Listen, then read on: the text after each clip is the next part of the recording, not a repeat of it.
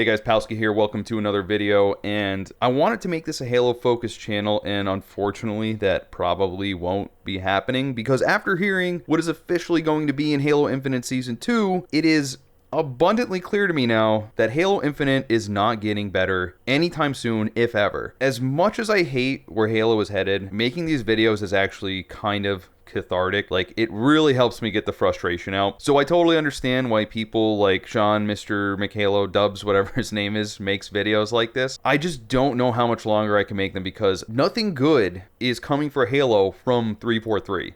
But with all that being said, let's just dive right into what we're getting with Season 2 and let me explain why this is a massive disappointment and why it's going to piss fans off even more than they are now. And right after we talk about Season 2, we'll dive into the Season 1 outcomes update that 343 posted. It's a big article, but that one disappointed me more than the Season 2 update. I don't know how that's possible. I just read through it and it was kind of stunning what I read in there. Some of these things that they said in there, you're definitely going to want to stick around for that part of the video. If you already know what comes in Season 2, and then just skip to that part, I have this timestamp down below. But anyway, so the TLDR on Season 2, let's just get right out of the way. We're getting two new maps. Two.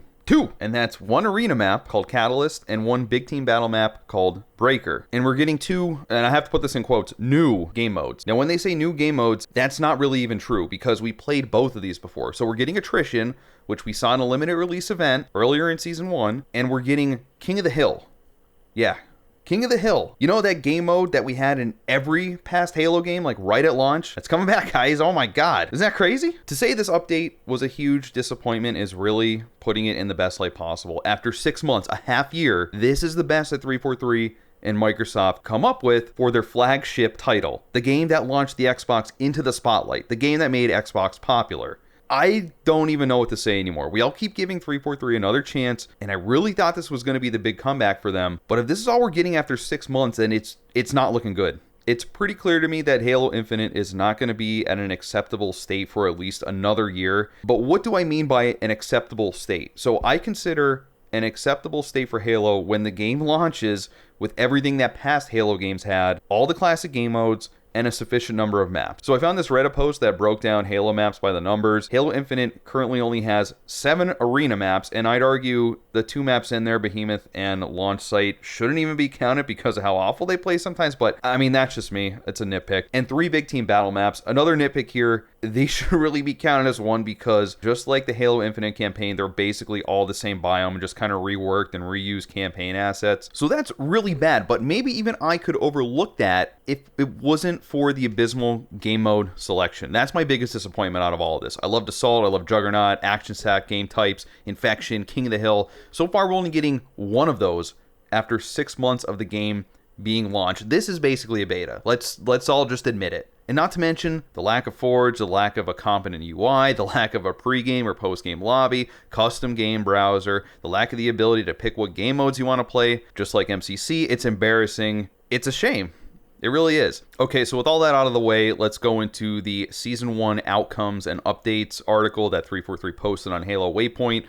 This is somehow even more disappointing than the Season 2 update that we got. So one of the biggest disappointments in here, and I knew this was going to happen, it looks like crossplay is here to stay. They are not going to turn it off. Okay, so 343 says, we believe supporting crossplay as our primary avenue for players to matchmake is important to maintaining healthy and populated matchmaking experience for players to find matches quickly. There's work on our feature list we're looking to get into future updates along with improvements to our anti-cheat systems to help ensure better match-made experiences. So basically, all of this fluff and PR speak is to cover that PC players and PC cheating is here to stay. Console players are just going to have to deal with it, so go f yourself. But why would 343 make this decision? Because the option was there. It's put into the game. You could see it. Well, let's take a look at the abysmal Steam charts. We peaked in November with over 250,000 players in Halo Infinite. Now we're down to around 16,000 peak players in March and a drop to an average of just 6,000 players at any given time. This is a drop of approximately 94%.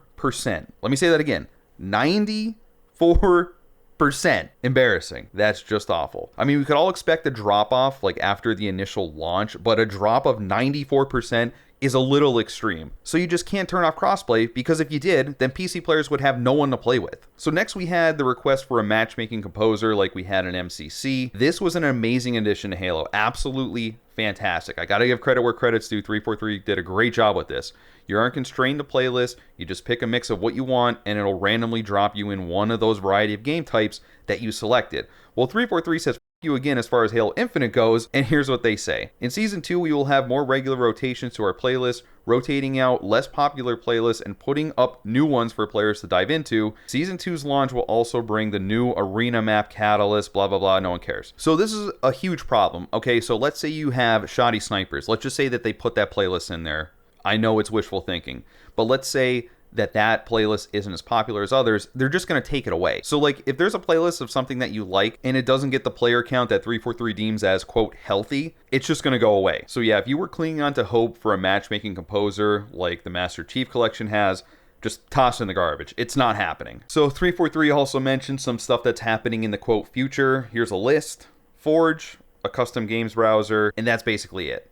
Now, if you were hoping for a regional matchmaking selection, a player lobby like we had in every past game, anything like that, it's not happening either. There's not even any mention of a player lobby. It's never going to happen.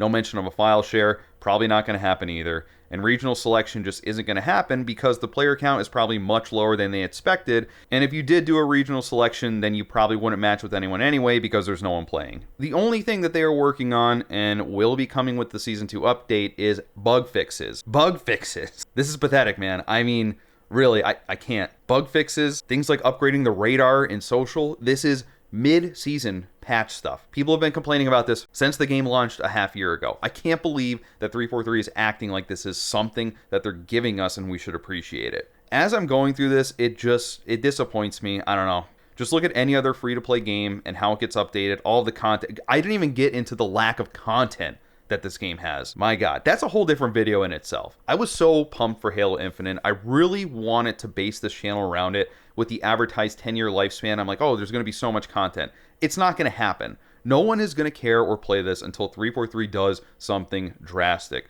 I don't know what's going on with management, but it's a train wreck over there. The decisions are they're just baffling to me. The entire community is pissed. Me and my friends stopped playing. I can't get them to play with me if I wanted to. I literally just fired it up for the first time this month to get some background footage for this video. I just play Deep Rock Galactic and Destiny 2 now. I'll keep making videos on the downfall of Halo, but I don't know. It's rough, man. DRG and Witch Queen are superior to Halo Infinite in just every imaginable way possible. I'm having a lot more fun with those right now. I'm sorry for the ramble, you know, blah, blah, blah. He's molding, whatever. I'm just frustrated.